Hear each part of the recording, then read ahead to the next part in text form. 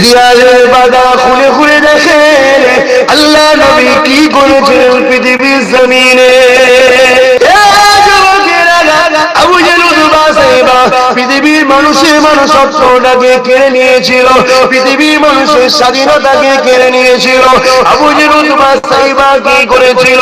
পৃথিবীর মানুষের অধিকারকে কেড়ে নিয়েছিল, পৃথিবীর মানুষকে এক আল্লাহ থেকে সরিয়ে দিয়ে নিজেদের মিথ্যা খোদার দোকানে ঢুকিয়ে দিয়েছিল।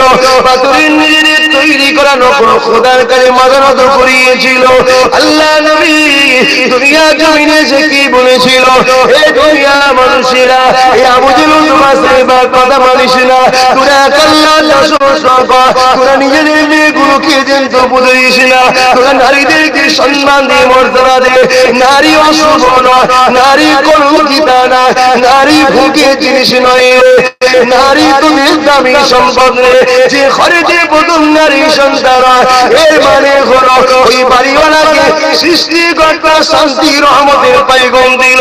আল্লাহ নবী উম্মত দাবি করবে আজকে আমার ভারতের জমিনে যদি নারীদের বেহুজুদি হয়, এই জায়গায় নবী উম্মতদের গর্জানো দরকার আছে না? না ভেবে দেখো, চিন্তা করে দেখো, কাশ্মীরের মন্দিরের মধ্যে পুরোহিতরা পূজারীরা 7 দিন ধরে 7-8 বছরের বাচ্চা 80 পাকে রেপ করে মেরে দিল।